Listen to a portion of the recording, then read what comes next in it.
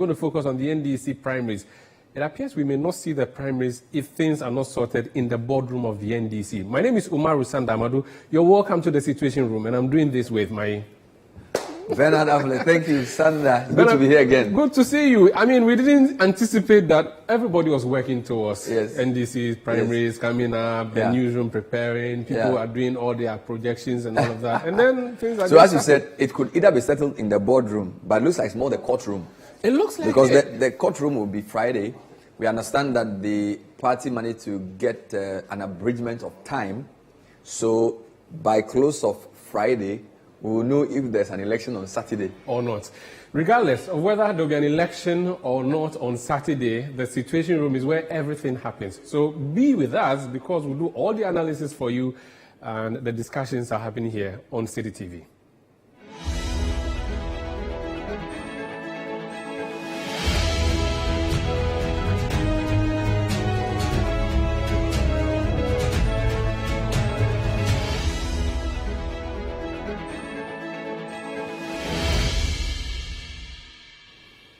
We're grateful that you joined us on the Situation Room on City TV. We broadcast this program for you every Thursday. We are gauging the mood for you ahead of the elections of 2024 and beyond. Everything politics is in this particular room, the Situation Room. And today, we had scheduled to discuss the NDC for you, and discuss NDC we shall. And the critical issues that have arisen over the week are very important. I do radio program talking about current affairs. Bernard also on radio doing current affairs. We both have television shows. We do current affairs. So this NDC matter has come up on our various platforms. We're just going to quickly take you through the major issues that have surrounded the NDC's internal elections slated for this weekend.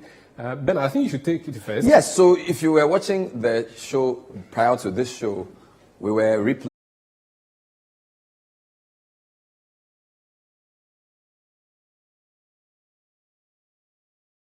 Edem Antonio Asinho, and I compared the interview with your interview with Bande the day before, and then your interview with Pablo. Yes. Trying to make sense of the situation. Yes. So this is what we know.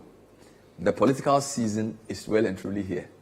That's number one. Number two, the courts will play a very important role in what is happening. What are the key issues? Dr. Kwame First Camp say they are not happy with the quality of the voter album register. They call it the photo album register given to them. So what have I gleaned from the interviews? There are two documents. According to Bande, there is a primary document which was given to all candidates and their reps 6 weeks ago. That document is a list of names. According to him, this has been the document they've used for elections, and I think Pablo confirmed it in the interview with you as well. That's what elected him. Good. But they're saying for this particular election, they have an additional document, which is what they call the photo album diary or photo album register, which is not just a list of names, but names with photographs of people. So if they say Umaru Sanda, Shai Osudoku, near the mosque, they want to be sure it's you and not your cousin. Evidence-based. Fantastic. Now, this is where the problem is. So they requested, Dr. Dufour's team requested for the photo album, which they say was given in bits and pieces. Now, there are 275 constituencies. So you expect 275 constituencies. They said the party was ready with 228. So this is Alessegbefia's group, the election committee.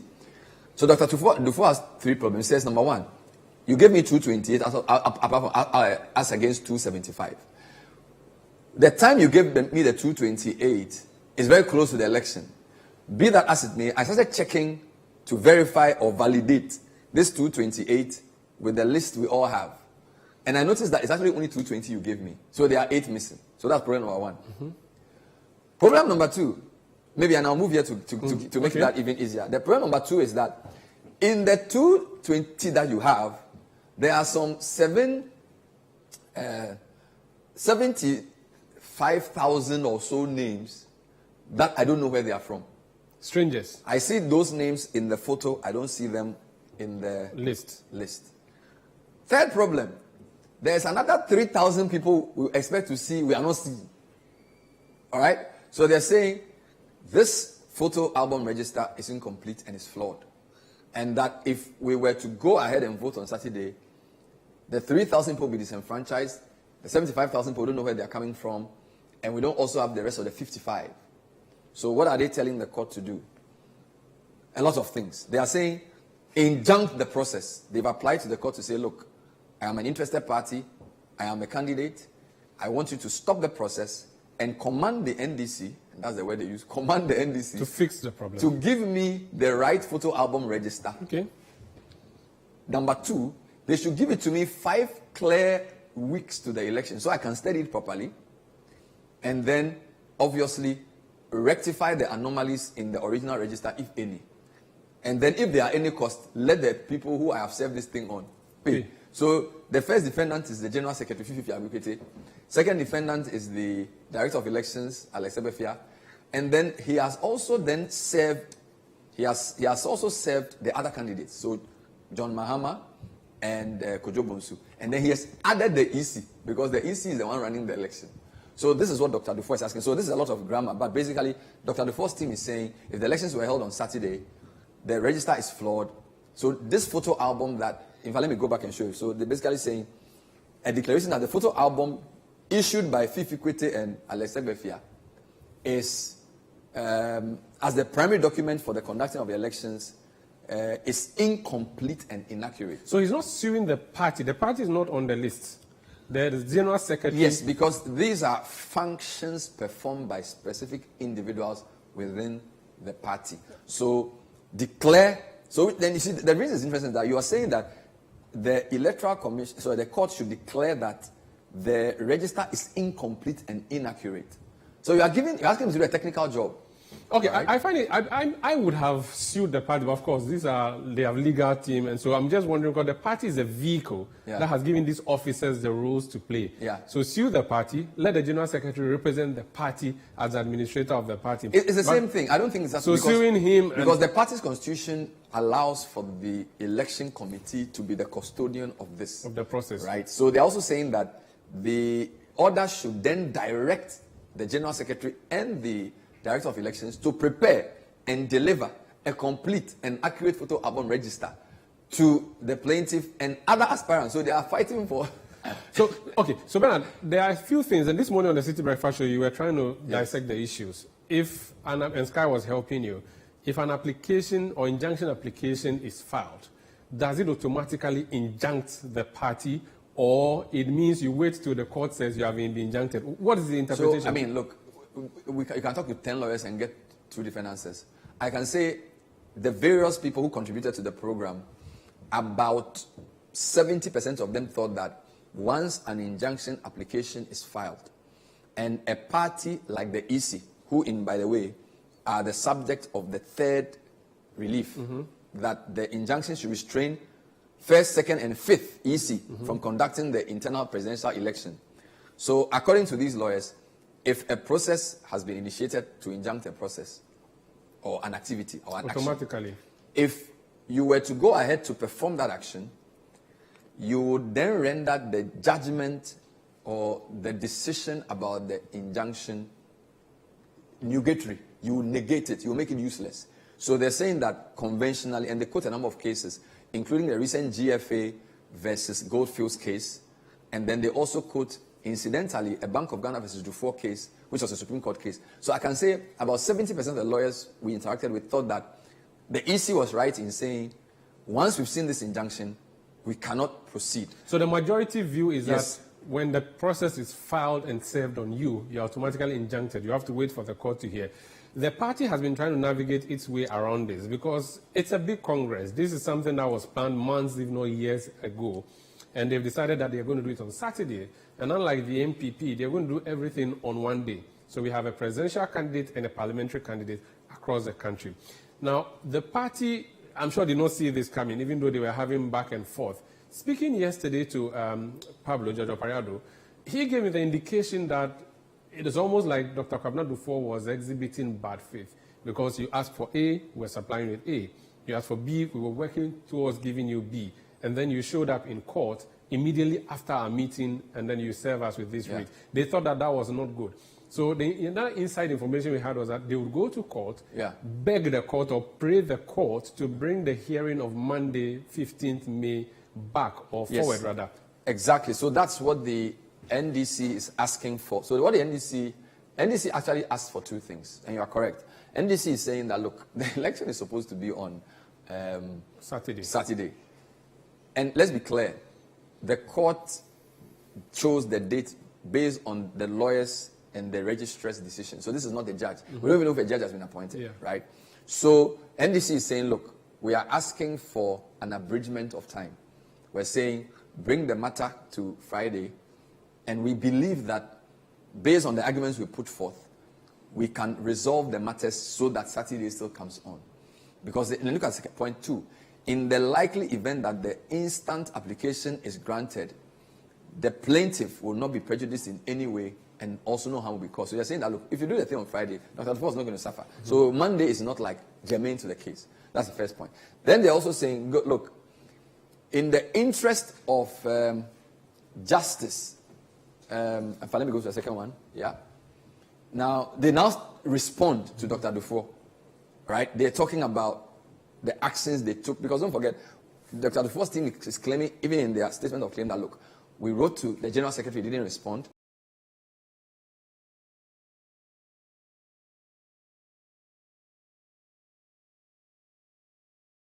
Says that, look, we were working with you in a meeting to resolve the matter. We didn't have written to you. So the NDC is now responding. So what is clear is that I think arguments will be heard tomorrow.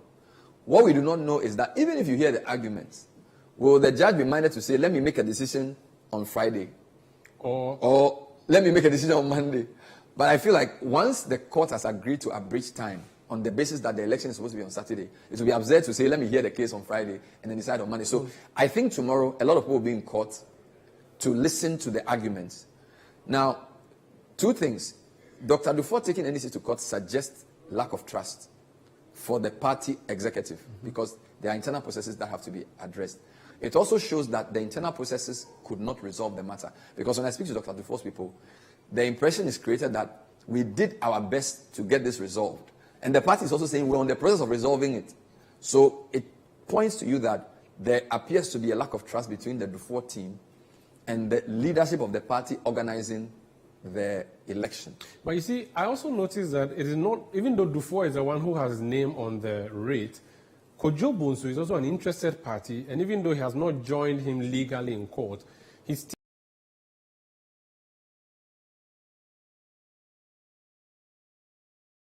You see, when you use the word join. No, I'm saying they've not joined legally. Yes. So they are saying that, I mean, Kojo Bonsu is doing what he has to do. He has to be relevant. He says, look, if the issue has not been resolved, resolve it. If Kojo Bonsu were aggrieved, he would have gone to court. He's not in court. Yeah. So he's a bit ambivalent in my view. They are saying, yes, there are issues that have to resolve the issue. Because it was possible for Kojo Bonsu to have filed an amicus curiae to say, I'm an interested party. In fact, he has been served. No, he can file a joinder application, yes, which means I'm interested party. That's my point. So he hasn't done that. So I feel like Kojo Bonsu's position is not really cast in stone.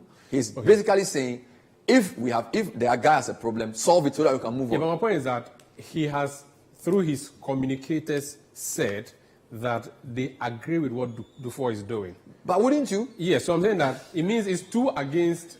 Maybe the two I don't think out of the three. I don't think you can. Okay, we can. I don't think it's 2 against 1, because he's already been brought into the case as a defendant. So he's just saying that I want the matter to be resolved so we can move on. Yes. If he felt aggrieved, as you said, so because he didn't put pen to paper and say that I have a problem with ABCD, but grants an interview on Eyewitness and says I associate with Dr. Dufour. Okay, that's fine. So NDC says, I don't want to go into all the arguments, but what we are saying to viewers is a very important point, that from a political side, there's a trust issue.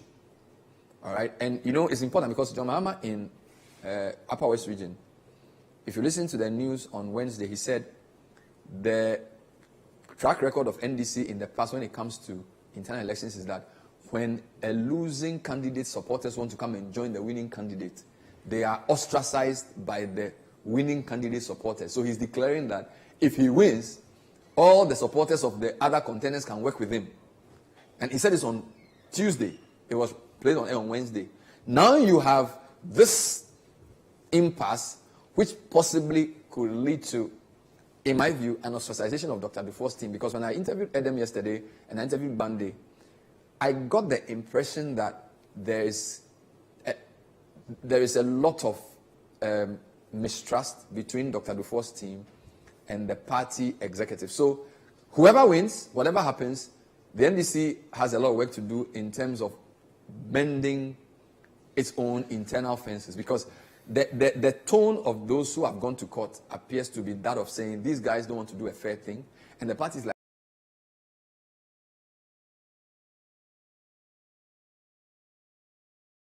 another.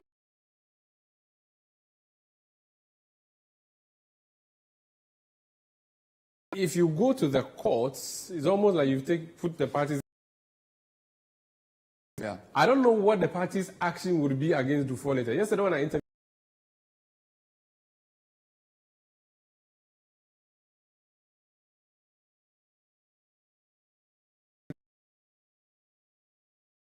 and I can argue this everywhere, a lot of the times they bully particularly parliamentary candidates, aspirants who want to go against established incumbents. But this is different. Dr. Dufour is a former governor, former finance minister, and he has money. Now, even if he loses, NDC will still need his money. So you don't expect Pablo to come on here and come and tell you that Dr. Dufour will be ostracized. They have to tread very cautiously. So this is actually a good test for the party's internal coherence and for their tolerance of dissent. Because a party that took the EC to court after election 2020 should not frown on an internal court process. So if they are to be true to their stated democratic credentials, they should allow the process to go through. So Dufour is not some small guy in the party. No, he's not. There's a different type of person. He's not, because I don't So this is the best person who can actually challenge the process. Which is why his people want to push this, because he is not some guy who's just emerged from somewhere. This is actually a true blue NDC person from NDC's nemesis, the Ashanti region, which, again, as I mentioned to you, almost all the candidates, apart from Mahama Mbaumia, have Ashanti region leanings. So they have to be very careful how they manage him. My last concern before we take a break, the Electoral Commission statement saying that we cannot do it for you on Saturday, we are injuncted. The court may sit on Friday, but I have heard variously being reported that the EC's Director of Elections has said, Kwaku, that whether or not the court decides for the NDC tomorrow, they can still not go ahead with the elections on Saturday. I haven't heard him, but if you read the chairperson's statement, it appears they have a history already of preparation for the election. So that will possibly go against what Mr. Kweku is quoted to have said, because if you listen to Mrs. James, she's saying that we've been working towards this election, and we've gotten here and we've seen the process. So we wait and respect the court process. You can't say you've had a few meetings and be planning only to say that because of a 3-day break, you can't organize an election. But again, I didn't hear him myself, so I don't know whether that's the case. Very well. This is the Situation Room on Citi TV. We are looking into the NDC's elections that may or may not come off this Saturday, and the discussion continues when we come back. We'll talk about the parliamentary primaries too, because mind you, it's not just the presidential primaries that is happening. The parliamentary primaries will be happening alongside. The next thing to know is whether the injunction would affect the primaries for the parliamentary level or not, and where are the hotly contested areas, and how is the approach and look going to be like.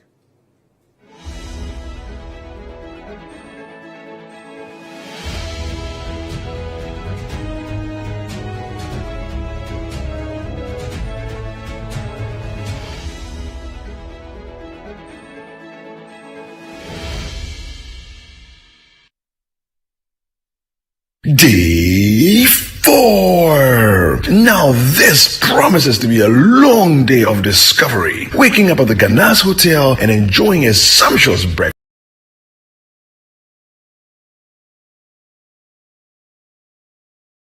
Artifacts and memorabilia, conversations with patrons, with drivers, with vendors. Then we head out to Paga. At the Pagapio Palace, a beautiful reception awaits with all the dance and pageantry. Watch out for Day 4 Part 1 of the Heritage Caravan Diaries.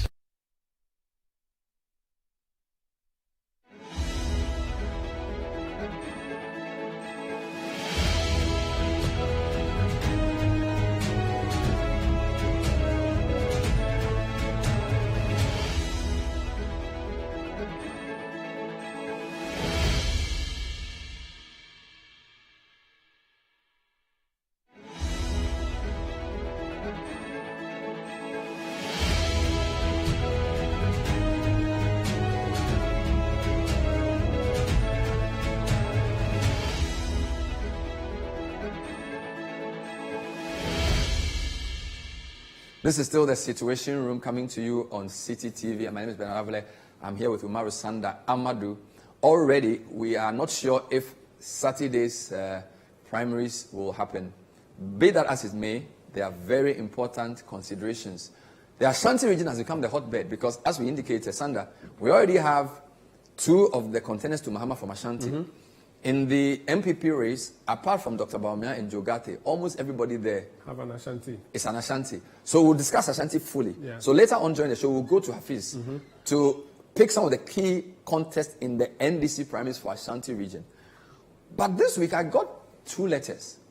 I got a letter from some Muslim groups expressing support for some MPs. Come on. And then I also got a letter from the Christian advocates expressing support for the same MPs. And the number one MP on that list was the MP who's next to the constituency you are from, Samuel Natijo. So I want to take a seat and ask you to tell me what's happened to Samuel George. Samuel George, you know, he finished E.T. Mensa recently. So is he in trouble? Why are Christians and Muslims saying that we should pray for Samuel George? So I think Sam George, and this is because of the anti-LGBTQ bill that has been brought before the House. Even though there are 8 MPs, including one MPP MP on the list who brought this bill before the House, Samuel George appears to be the face of the campaign. And they want, according to them, to criminalize aspects of the LGBTQ that they believe is not in line or in tune with Ghanaian proper values or human values. Human rights values. So that's why he's a guy who everybody talks about. But which constituency is he from and how significant is that? Ningo Prampram. Now, this is Greater Accra region. First of all, MPP has never won Dangbe land until 2016. Really? When they won the Upper Manya Krobo constituency. Are you serious? Yes. How many constituencies are Dangbe dominated in Ghana? There's Upper Manya, Lower Manya, then there's Yulo Krobo. That's Eastern region. Yes. Even though they share border with Greater Accra. Then in Greater Accra, we have Shai Osudoku, Ningo Prampram, Adan, Sege. Have I mentioned Shai Osudoku? Yes. I think they have about 8 or 9. So MPP has never won a Dangbe dominated seat until 2016. Until 2016, when they won the Upper Manya. Upper Manya. So this but even that, NDC has taken it back. Wow. And this was because of an internal feud within the NDC in Upper Manya. So NDC is strong in Dangbe areas. You know, the Dangbes and Evers have a very similar characteristic. Apart from sharing the Volta River, they are on either side of the river. They fish together, farm together, marry together. They say when an Adam man grows, so it becomes an Ever man. It becomes an Ever man. That's why Christian Achu has an Ever name. Yes. But he's from Adam. Yes, and it's not even strange. So it's normal for Dangbes and Evers. So I don't know what Rollins did to Dangbes when he was going to the Volta region. Maybe we should ask E.T. Mensa. It's very necessary. And E.T. is a very integral, strong member of the NDC, one of the foundation members, Rollins' executives, all of that. So we go down to Ningo Prampram. The Dangbe people are divided into 7 sets. The Krobos are there. Then they have the Osu, not Osu in Accra. The Osu That's what they call it, Osudoku. Osudoku. So these are people in Dodowa? No, that's Asuchari, Dofo, Volivo, those areas. Okay. Then we have Dodowa, that's the Shai people, Agomeda. So Dodowa are Shai. So they call them Se traditionally, but they are called Shai. So this will be Mike Gizo. Yes, so Mike Afedigizo, that's Shai Osudoku constituency. So Dodowa, Agomeda, Shai Hills, Afienya, those are Se people. Then we have the Prampram people, also known as Bublan. So that's E.T. Mensa. No, E.T. is from Ningo. Is he from Ningo? Yes. Samuel George is from Prampram? Samuel George is from Ningo. I said, okay. Yes. Actually, E.T. is from Prampram, and then Samuel George is from Ningo. Okay. So we have Ningo people, then we have the Prampram people known as the Bublan. So they are like 2 neighbors. Then we have the Pom people. After them, they say in the morning they speak Dangbe, in the afternoon they speak Ga, in the evening they speak Dangbe, like that. So the Pom-Katamaso constituency, which borders the Ningo Prampram constituency, part of the Pom people are in Ningo Prampram. Yes. And some are in Pom-Katamaso. Fantastic. So that is how it is. So Dangbe land stretches to Pom. Then we have the Adan people. So all of them put together, they are 7. Ningo Prampram used to be part of a larger district known as Dangbe West. So there was Dangbe East, Adan and the others, then Dangbe West, which is Western Dangbe land. That's when we had Shai Osudoku district constituency and the Ningo Prampram constituency. So Mike Gizo was MP here, E.T. Mensa was MP there. But they're all having one capital at Dodowa. That was their capital. But then things changed, and then there was a split of the constituency. So we had Shai Osudoku on itself, and then Ningo Prampram. So that's the history. The other point I wanted you to talk about is how Samuel George emerged, and then why is he in trouble? Because for him to beat E.T. was a big thing. And you'd expect that he'll be consolidating his strength. So why is he in trouble? And who's the guy standing next to him? Sam George has been working with E.T. Mensah. In fact, the history I picked up when I went to the constituency, and indeed, these two gentlemen are looking at our cousins. Okay. They are cousins, these two guys? They are cousins. From the same house, or same home, if you like. Michael Kwete and then Samonati George. The plan I hear originally was as E.T. Mensah was going to hand over to Michael Kwete, then Michael Kwete hands over to Sam George. Is he older than Sam George? He's older. But things didn't go well that way. Sam George decides to do a torpedo and removes the top guy. Now, if he removes him, then he's automatically going to be the guy who will be MP. So Michael Kwete was in E.T. Mensah's camp, fighting Sam George. And I'm using fighting advisedly. Sam George gives E.T. Mensah a good whipping, 2015. So Sam George then becomes MP from 2017? 2016, yes, 2017.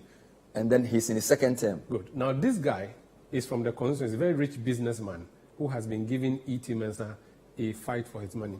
He contested, he lost.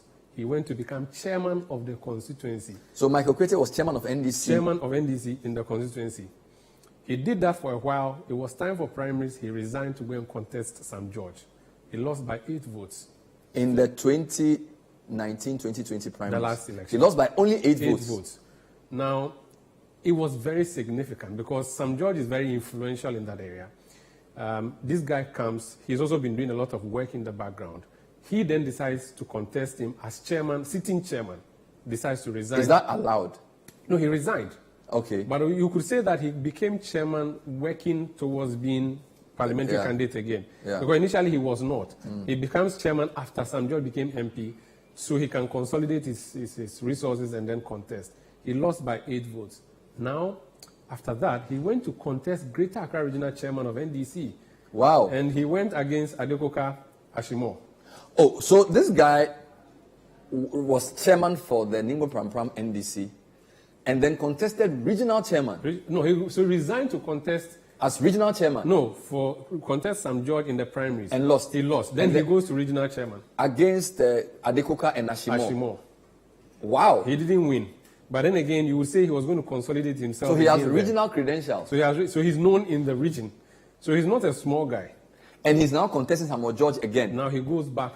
If region didn't work. Regional chairman reject. Wow. Going back to Ningo Pram. We'll come back to this story. But the other thing I find interesting is that, so don't forget that the MPP Greater Accra chairman is Divine Agoham, who's from Sege, which is a neighboring constituency. So the Dangbe areas are increasingly getting important for MPP. Both political parties because, in my view, the urban Accra is very unpredictable. Adenta, Ablekuma Central, they are very unpredictable. But it seems as if the periphery of Accra carries a lot of weight. So, for example, MPP beat NDC in what do you call it? Upper Manya. Not even there. If you drive outside of Pokuase. Or Trobu. No, Amasaman. For a long time, they were winning only Trobu. But now, MPP actually won Amasaman. Ashaiman is the biggest meet for NDC. So my point is that it seems as if the price for Greater Accra is not just the urbanized places, but even the rural parts are up for grabs. But I wanted you to do something. I thought we should do the Kumasi conversation. Okay, so we'll suspend. And we'll come back to this. Yeah, so let's suspend Ningo Pram Pram, go to Asuwase. Yes. Or rather, let's go to the stronghold of the governing party, where the NDC has been looking for votes desperately. There was an agenda to harvest 1 million votes. That did not succeed, but now the party has a bigger plan. Hafiz Tijani is our correspondent. Hafiz is joining us from Kumasi. Hafiz, I know that Ashanti region is big, but for NDC, it is 4 constituencies that matter, but the most critical will be Asuwase. Walk us through how the picture is looking. Well, Sandra, let me just give you 4 key reasons why Asuwase is very important as far as the parliamentary primaries of the opposition National Democratic Congress is concerned. And Asuwase first is surrounded by constituencies that are strongholds of the MPP. So you talk of the Menchia South constituency, talk of Menchia North constituency, you talk of the Tafo, Old Tafo, and there's Oforikrom and there's Subintu. That is the first reason. Asuwase is for NDC, it's a stronghold of the NDC, and surrounded by these key constituencies. And in terms of proximity, Bantama, which is also one of the strongest constituencies of the MPP, is close to Aswase. And the second one is that, Mutaka Mubarak, as far as the leadership of parliament is concerned, the minority chief whip position, he lost it. So he has to win this seat or this election, because if he's not winning this election, it means he's out of parliament.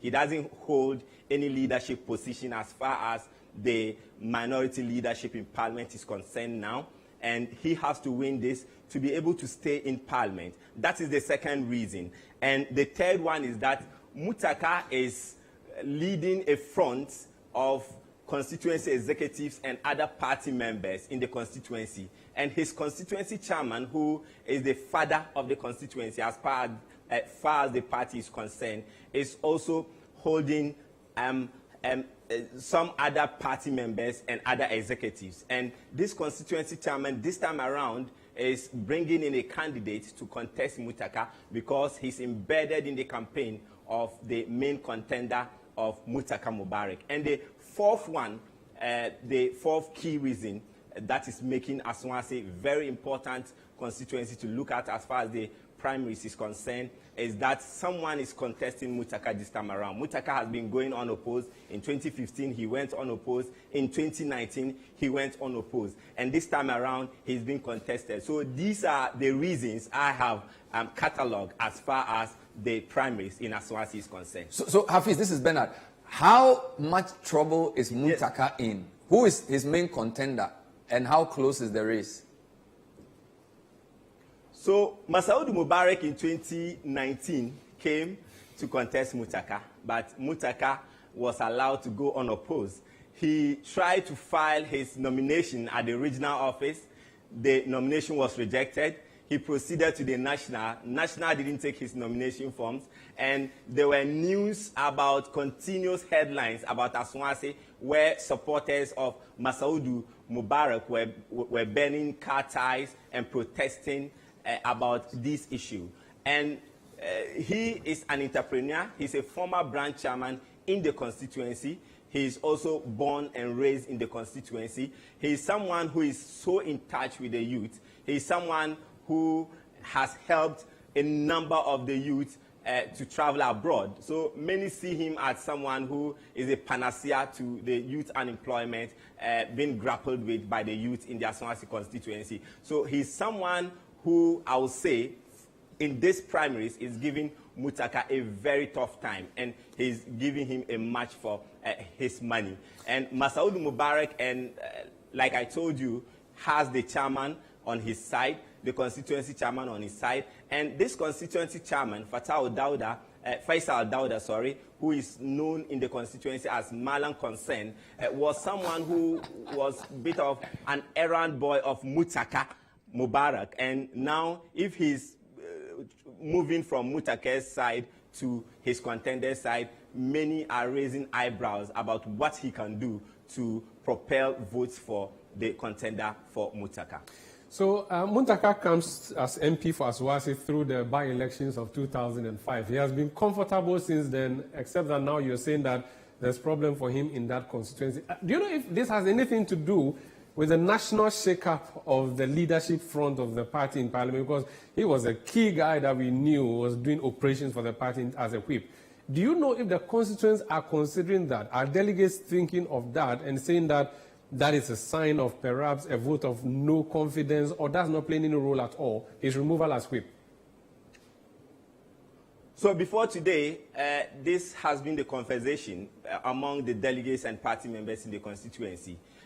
For people who are for Mutaka, they are saying that Mutaka has risen from the constituency in parliament to the minority chief position. So if you are bringing someone to contest Mutaka, it means Aswase is going back and will go and follow the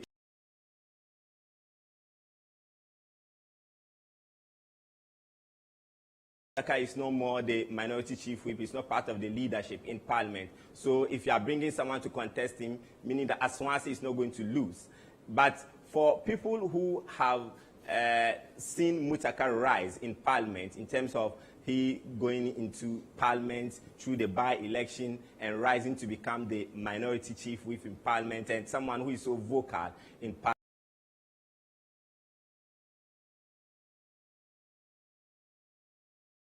Able to win the seat again, he will be able to keep the name of Aswase in parliament. But others who are against him or who are supporting his contender say that no, Muttaka should not be the only person who would be making the name of the constituency.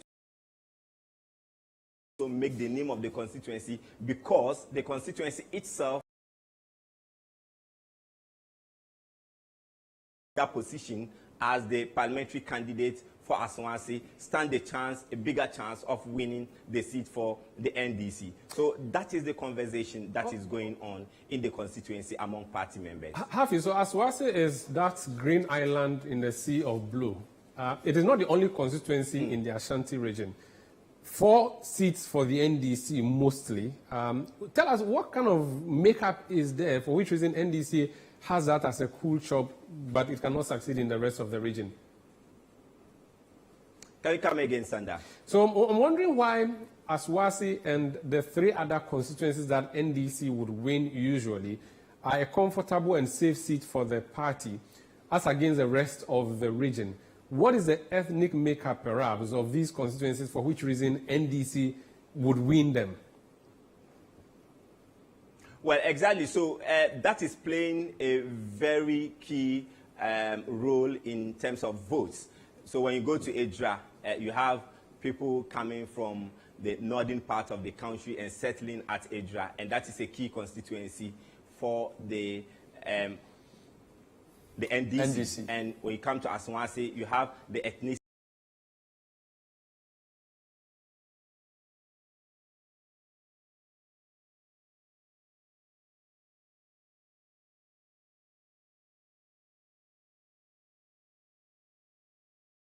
to New Edibiasi is the same. You have people settling or settlers there being part of coming from the northern part of the country.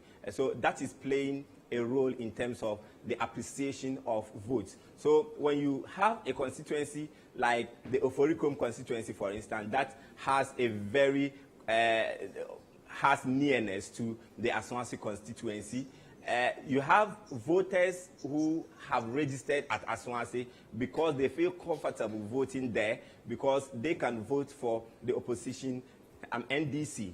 So Oforicrom itself is a stronghold of the MPP, but voters there who want to vote for the NDC, most of them are having their registration or are registering in Aswase so they can vote comfortably. So that ethnicity aspect of the whole thing is playing out.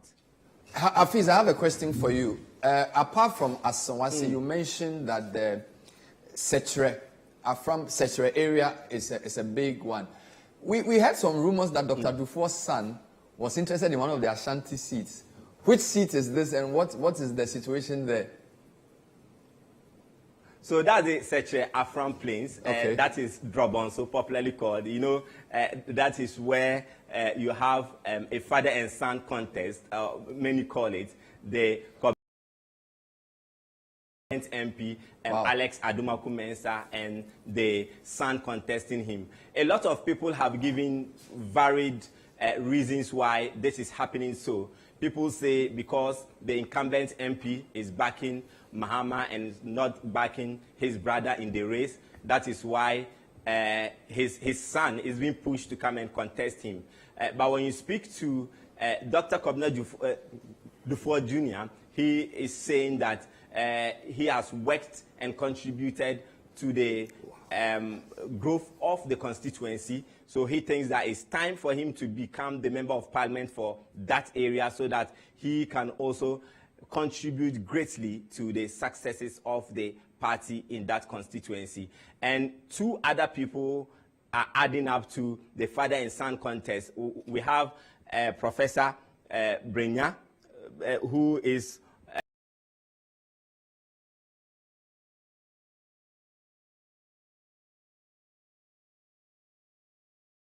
and a female contender Nana Depa, who is also part of the contest. But the contest is in between Dr. Kwabena Duffuor Jr. and also the incumbent MP. Just Alex a quick Adumaku question to Mensah. clarify. Are you saying that the incumbent is the biological brother of Dr. Kwabena Duffuor? And has he been, how long Exactly. has he been? Wow. And his brother's son is going against him. That is incredible. Exactly. How long Exactly. has Dr. Adumaku been MP? Is this his first term or is he a long-serving MP? So this is the third time he has been in power. So he's a 3-term MP who we are told supports yes, Mahama. he's a three. But the question I have is, in Yes. terms of Setre, Afram Plains, and even Asomasi, what sort of gap? Because I remember in 2020, you were there when Muntaka was declared, and it seemed like a very hard-fought race. So I'm not sure if you can describe Asomasi as a stronghold, because it looked like MPP had closed the gap. So give me a sense of the margins in these NDC Ashanti constituencies. So until the 2020 election, where the MPP actually had a big target of winning the seats of the the NDC, especially their target or their focus was on the Asomasi constituency, and the NDC did all it could to retain that constituency. So Edra was the target, Asomasi was the target, Drobonso was the target because there was a former DCE who contested that seat for the MPP, and they didn't find it easy. So in terms of the stronghold, Asomasi is more of a stronghold than Setre Afram Plains. But because Asomasi is surrounded by the MPP strongholds, the constituency around it, that is why you find the pressure on Asomasi and the kind of votes that the MPP had in 2020. So, for example, Menchia South, if the MPP want to get enough votes in the Asomasi constituency, they can easily get their members to come to the Asomasi constituency to register and vote for them. Tafo, they can get their members to come into the Asomasi constituency to register. But when you talk like a place, or you talk of a place like the Drobonso or the Setre Afram Plains constituency, Kumewu is a stronghold of the MPP, the New Patriotic Party. So from Kumewu to Drobonso, it's a bit distant, and you have Agogo, which is also the stronghold of the MPP, and from Agogo and Drobonso, the distance is far apart. So you don't find that coming in terms of the MPP getting some votes from this area as compared to Asomasi. Wow. Interesting, Bernard. So it means that, anyway, I think we should let Hafiz go, shouldn't we? No, so Or I there's just more wanted to do a prediction. Hafiz, the election may happen on Saturday. If the election happens on Saturday, can you stick your neck out and tell me who would win in Asomasi? And also stick your neck out for Setre Afram Plains.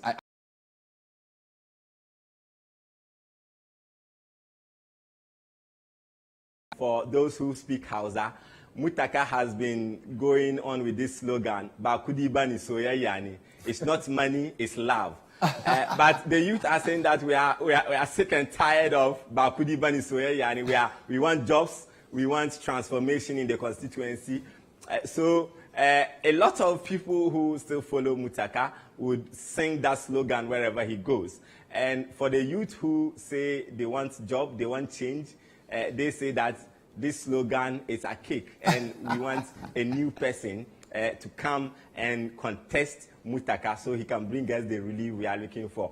So it's going to be very difficult to prove who is winning. Delegates will decide. But for Setre Afram Plains, all eyes on that constituency too. If the father wins, he retains his seat.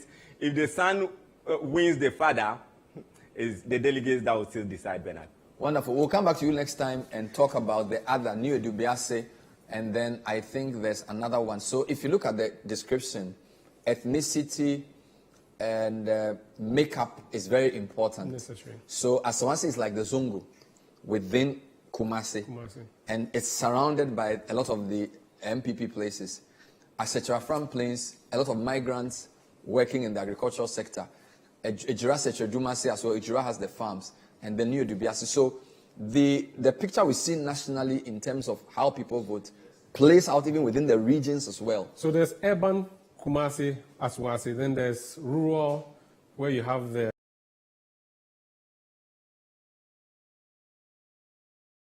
I have a trick question for you. Mm-hmm. Which of the 16 regions has the most Zongos?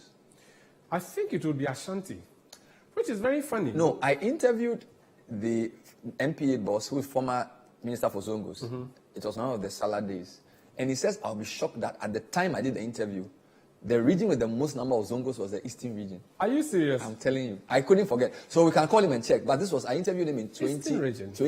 When did he become Zongo Minister? 2017. 20. It was after the... Yeah, I think later in 2019 also. Yeah. He says at the time, the region with the most Zongos was the Eastern region. That's interesting. So we can do a Zongo edition. You say it's called Zango. Well, Zango, yeah, Zango, which means... No, we can change it and call it Zongo. We have to... Speaking of that, Medina is boiling. Medina, your typical Zongo. So Medina is named after Medina in Saudi Arabia. Yeah, I was born in Medina. I'm a Medina boy. Yes. We used to go and play football. In fact, Xavier Sosu used to sell in Medina market. Right, so he's a Zongo boy. So Medina is a new town of Nima. That's what I have been told. Medina is what?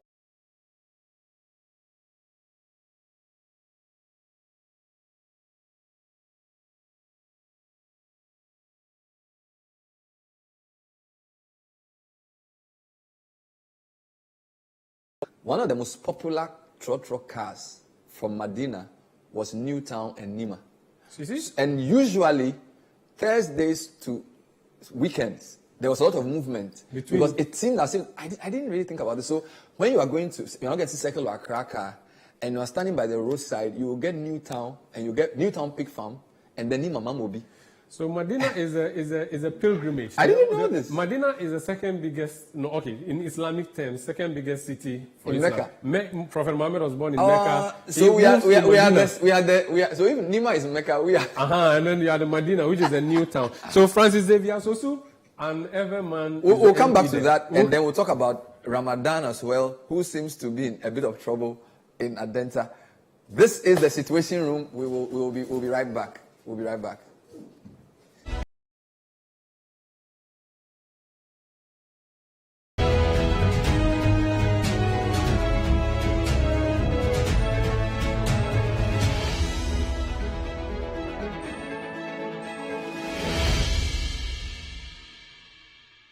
Day 4. Now this promises to be a long day of discovery. Waking up at the Ganas Hotel and enjoying a sumptuous breakfast, we are ready. Experience the display of fashion and all sorts of artifacts and memorabilia. Conversations with patrons, with drivers, with vendors. Then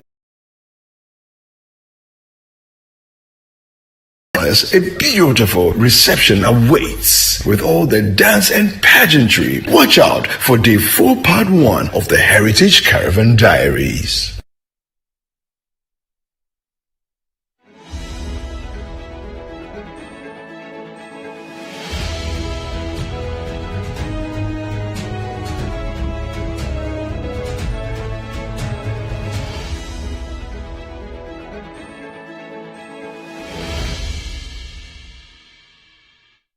You're welcome back. This is the Citi'uation Room. The NDC elections for Saturday would be affected. Well, we don't know whether it will happen or not. The issue is in the court. It has moved from the boardroom. Unless the four decides to tell the party that, you know what, forget it, let's move on. But even that, the Electoral Commission says, no, there isn't enough time. At least that's what we've heard Kwaku being quoted. But the primaries for Parliament may come off. We've gone to Ashanti region, spoken to you about a few of the critical constituencies there. We've done Greater Accra. We've talked about Ningo Pram. Let's jump to Adenta. I wanted to push you. Who's going to win?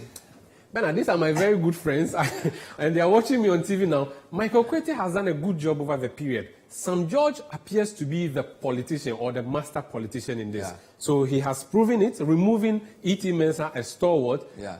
I don't think Michael should be a big problem for him. And I think he has learned again over the period on how to defeat his brother. They are from the same home. They are from Amiam. There are two things that I consider here. As Ayawaso West Wagon and what that did for Samuel George in the NDC. Yeah. In the sense that he was seen as the hero. Yes. So it makes it like a legacy candidate. And I think we shouldn't downplay LGBT, Christian and Muslim groups actively lobbying for him. It's a very interesting, because, I mean, think about it. There are 8 MPs or so who are pushing this thing, and they feel like the LGBTQ lobby is working against him. So he could become a victim that they can use. So he could actually play that card and say, look, I am doing the right thing for you guys, representing human sexual values, and the foreigners are bringing money to push this out. So in a way, it could work for him. In fact, it's been a fight between the two of them. They've gone to town on each other on this matter, where Michael Kwete has accused Sam George, and then there was a counter. Why is he supporting? Is Michael Kwete supporting? No. So the people are saying that Michael Kwete is being given money by pro-LGBTQ, and he's denying that. And he says no. If anything at all, something very nasty. I'm not going to so repeat that. So that's an interesting discussion. So we should watch this space. And I also think that going into the main parliamentary election, we should look out for such things, because when we get to the main election as well, religion may come up. But I think this is a significant point, because to have a Muslim group and a Christian group come out to make LGBT one of the reasons why they are supporting these MPs should tell you that it's very dicey and very unpredictable. All right. So that's Nemo Pram. I want us to come to Adenta. Adenta is one of the craziest constituencies. You know, I've lived in Medina for the first half of my life and lived in Adenta for the next half. When I moved to Adenta first, Adenta was actually part of Ashaiman. All right. Now I'm going to do something. I'm going to show you. So Adenta was in Ashaiman constituency or Ashaiman municipal? So Adenta was part of Ashaiman municipal, and indeed there were times where voting for Ashaiman MP spilled over into Adenta before it was created as a constituency. So its first proper MP is this guy, because in the past it was partly Medina, partly Bonkatamanso, and partly Ashaiman. So when it became a constituency on its own, Opare Hammond became the first proper MP. All right? It is MPP. Then, Kojo, and these are very slim margins. Kojo Dwasari of the NDC, it wasn't a very big, so it's always in the mid-40s. And somehow it sort of mirrors the national, but not accurately. So you call it a swing constituency? And it's also because Adenta's makeup is very varied. So urban, very urbanized. There was the housing estates. Then there are also some rural parts. Okay. Kojo Edwasari came to win for NDC. Somehow he lost favor with the NDC, and they realized that if we don't change him, we're going to lose to the MPP. So they bring Emmanuel Ashimo, who's now the regional chairman, and in fact, Edwasari said he wasn't going to contest Ashimo. Then he came back later and said he was going to contest, but the party had made up his mind. This guy is going to lose as the election. They bring Ashimo, who originally contested in Teshi. Again, and then part of Adenta land is for Teshi people. Okay, let's so he comes in, and so there's a strong Ga element in all Accra constituencies. So I think what made it for NDC was that Ashimo, a Teshi man, comes to Adenta to save the day for NDC. Okay. Then people get tired of NDC. YB does a fantastic campaign, house to house. Every Saturday he's in shorts. Church to church. And he snatched it back for the MPP. Then you have this guy. And this guy is an interesting guy because this guy is the senior brother of the vice president's wife. He went to Presec. He was a Gimpa. He's a finance guy. So, and he won in the year that Bawumia helped MPP to win an election. So, like, what's going on here? So while Bawumia's wife was campaigning for MPP, he was campaigning for Mahama. Some people thought that strategically, NDC said, look, we want a hand in the Bawumia pie.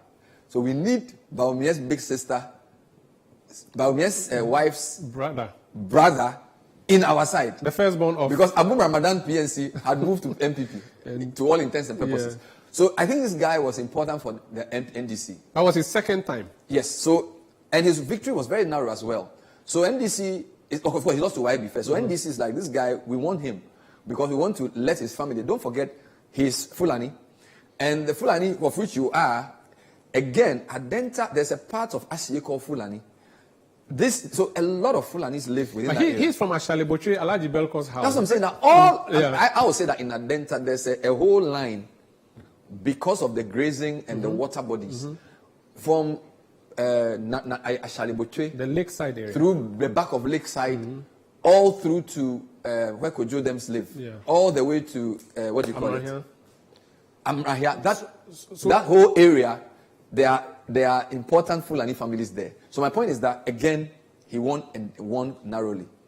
So he served one term. He has a constituency office. He's brought some Caterpillar. Problem he's facing is that he's an opposition MP. In an area that hardly retains MPs. It's an Ashawo constituency. Because, you see, Adenta's makeup, there are lots of workers who take trotro to work, ordinary people who have houses. When you go to an Adenta assembly meeting, a lot of people come. They are very concerned. The resident association is very active. So this guy is facing an incumbency problem. Okay. So the question is, will NDC retain him and risk that the MPP, because Kozimenu is doing some things in MPP, other people in MPP want to do that. Two people, when you listen to the ground, he seems to have lost some favor of the NDC supporters. But we don't know whether they want this person or that person. Who are these people? So when Philip Nilati did this report, now a year later, don't mention Lita now. Mention Bambu Ado.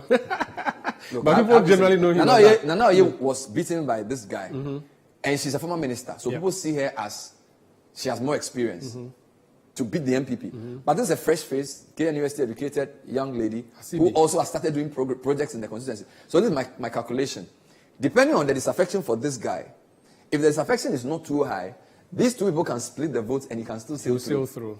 All right, but if the disaffection is a lot, then it has to be a choice between a fresh face and an experienced old hand. Okay. Your guess is, I don't know who's going to win. That's how it's looking. Yes. I am worried for Ahmed Ramadan. Mohammed, not Ahmed. His father is Ahmed Ramadan.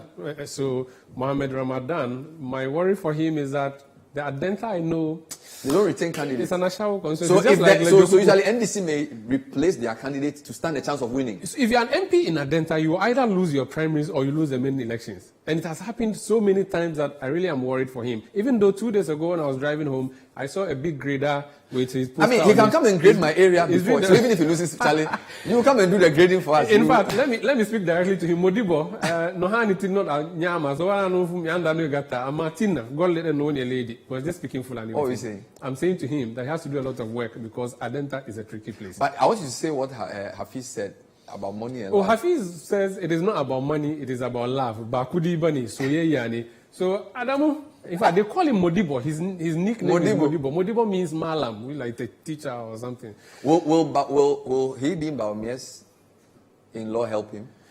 That's tricky because one is green, one is blue. I don't know. Family matters. We need to bring Samira's father here for an interview. We need to. He's in Saudi Arabia. Oh, he's back. He's a big man. It's too much. I mean, PNC man, fine man. Well, we have to wrap up now because time is not on our side. Citi'uation Room is effectively over. On Saturday, whatever happens, Thursday we'll be back here to do the analysis for you. If there's a primaries of the NDC, we'll be here. If there's no primaries, we'll still be here. Either way, Citi'uation Room, City TV is where you should be. My name is Umaru Sandamadu, and my name is Bernard Avlet. Thank you so much for watching. We'll see you next time. Bye-bye.